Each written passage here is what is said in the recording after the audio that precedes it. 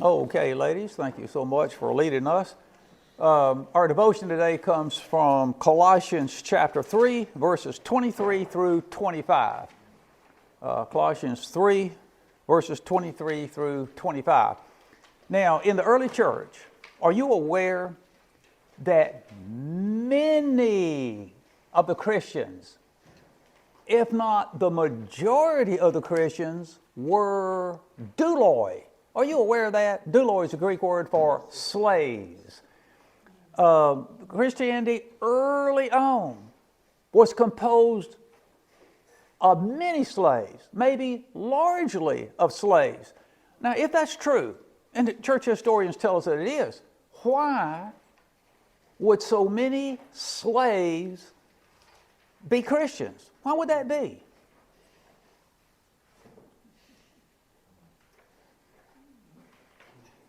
One,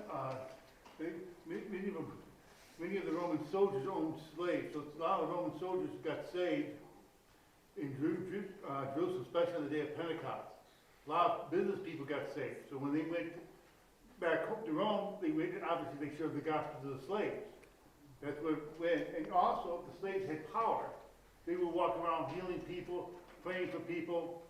I mean, it was easy to spread from one to the other. And a lot of the slaves were from foreign countries, like Germania, Spain, Britain. So there was many gods, and here you got the one God that you just worship Him. He's bigger than life itself. He's worth dying for. Okay, those are some good reasons why so many slaves were Christians. Yvonne? Suffering drives people to God. Okay. Chuck? Christ gives freedom. Okay. These slaves. Okay. Now think about slaves. They're at the bottom of the barrel. Their situation is about as bad as it can be in life. They have no hope. They don't have the anticipation that tomorrow, next month, next year will be an improvement in their life.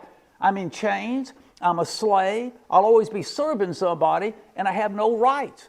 I don't have any future.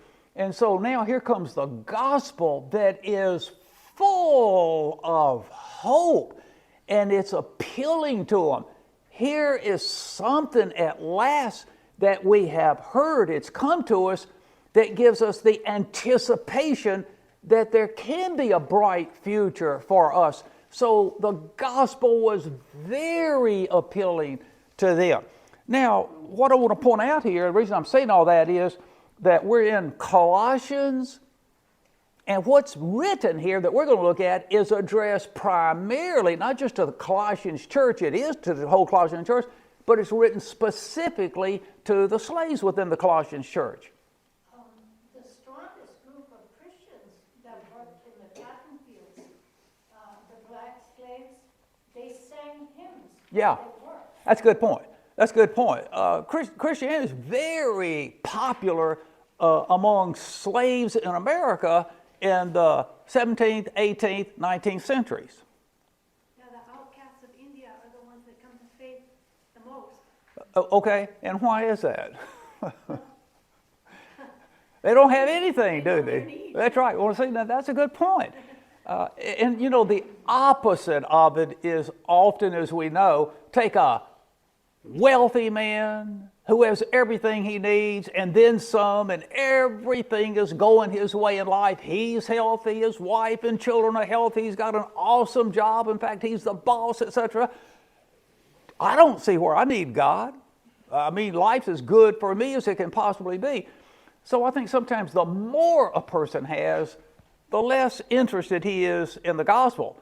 The worse a situation a person has, now he's got needs. And here comes a message full of hope and help and the love of God who's interested in him where nobody else is. Okay, so all that to say that these verses we're going to look at quickly are addressed mainly to the slaves at the church of Colossae.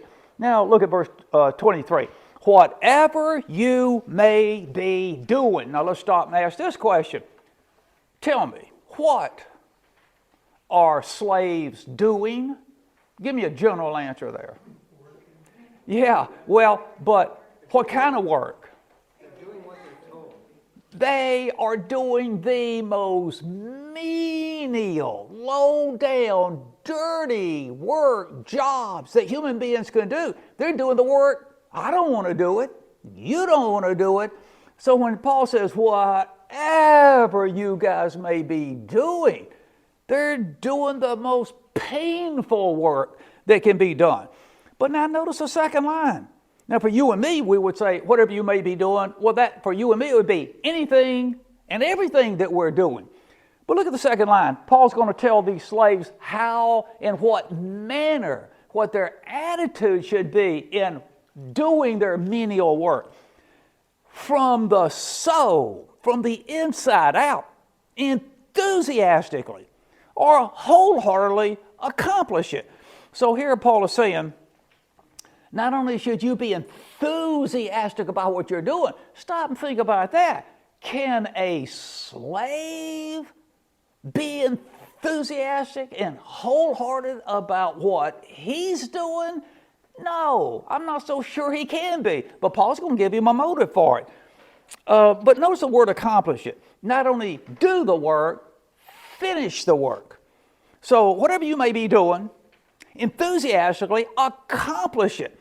Now, the last two lines in verse 23 help us understand how a slave can be enthusiastic in his work by identifying the person for whom he's chiefly doing it. As for the Lord, and not for people. Now, Paul's aware, as a slave, you have an earthly master, and you are doing your job immediately for your earthly master. But for you as a Christian, what you're doing is going way beyond him, and you are carrying out your menial slave duties chiefly for Christ himself. And one commentator said, if slaves' menial duties are done for Christ, much more is our work as free people done for him. Now, how can Paul say that what slaves do is done for Christ? Verse 24 justifies it. Because you know that you will receive only from the Lord the reward consisting in the inheritance. Now, Paul's reason is this, that Christ will reward you is proof positive that what you do is done for him. A master rewards his own servants, not somebody else's servants. So the fact that Jesus is going to reward you, and I think that reward would begin in this life as well as the next life. So the fact that Jesus is going to reward you is a token that what you're doing is done for him. And if that's not clear enough, look at the last statement in verse 24. You serve the Lord Christ. So 24 gives a positive reason to carry out their duties enthusiastically. Why? Christ is going to reward you. Now, the last verse gives a negative reason. Here's the other side of the coin. Christ not only rewards his servants, he chastens them when necessary. For he who does wrong. Now, Paul is saying that because you may not be aware of it, but it's just common sense. Slaves back then had bad reputation. They pinched things. Now, that's British English. What does that mean? They pinched things. P-I-N-C-H-E-D. What's that mean, Sue? Stole. That's the English term. I pinch money means I steal money. They were really good at siphoning off the master's possessions in such a skillful way. Often the masters weren't aware that some of their income, some of their possessions were ending up in the slave's pocket. So they were notorious for stealing, and they were good at it. For he who does wrong shall himself receive back the very wrong which he has done, and there is no favoritism. Now, a Christian can think this way. We shouldn't think this way, but some do. Now, I'm a child of God. The Creator is my Heavenly Father. He loves me with a passion, like a good dad loves his son, his daughter. Now, I know I shouldn't wrong you or somebody else, but I can do it and get away with it. Why? God's my Father. He won't like it, but he'll sort of turn a blind eye to what I do because I'm his son. And Paul is saying there's no favoritism with God.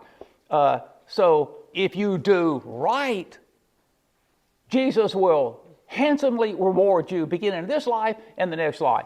But if you do wrong, and I want you slaves who are Christians, stop pilfering. That's what he says in the book of Titus. Stop pinching things from your master. Because if we do, then the Lord is going to chasten us. So we have here, this is the SOP. SOP. Somebody, what's that mean? SOP? That's right, standard operating procedure. This is a standard operating procedure, not just for slaves, but for all Christians. We are to enthusiastically do whatever God puts in our hand to do. Why be so enthusiastic? Who are we doing it for? He sees it. He appreciates it. He will recompense us for doing that. Okay, look at some application now on the back of your handout. God has put certain tasks in my hand to do, in your hand to do. He wants them not only done, he wants them done enthusiastically. And he wants them finished. Finish the job. Number 2, we will be divinely recompensed for our service performed today and this week. 3, work done poorly receives sad consequences. Work done well is richly rewarded. 4, what we do may immediately be done for a human being, but ultimately it's done for the Lord. 5, what we do today may have no immediate consequence, no immediate result, but ultimately that effect will surface. Some years ago I was talking to a fellow, and he was a student at Moody. I don't know how in the world this guy ended up in my office, but he did. And he was like, I think 30 years old. And I think what he did is he bounced around from job to job. And the guy was really smart. And I think he had a college degree, but he had poor work experience record. He just bounced. He didn't care. I mean, he wasn't motivated. And somehow he ended up in my office, and we went over this verse right here. And he was at some undesirable, deplorable job. And we went over this verse. Oh, boy, he took this to heart. And he went back to that job that was just so boring and uninteresting, and he was a ball of fire. He was really convinced. I told him, now you're telling me how bad your job is. Okay, now let's suppose your job tomorrow when you go to work is to take a broom and sweep that dirty, filthy floor. That dirty floor Jesus is concerned about that floor. And he wants you to get that broom, that mop, and do the very best job you can do on it. Boy, he took that to heart. He just became a ball of fire. And the boss said, what in the world has gotten into you? You are the best man I've got here, and started promoting him. So I think that when a person does a good job, he stands out. And people appreciate that. Somebody really appreciates that. Okay, any questions or comments? Any slaves here? No slaves here, but we're all servants here. Who had a hand up?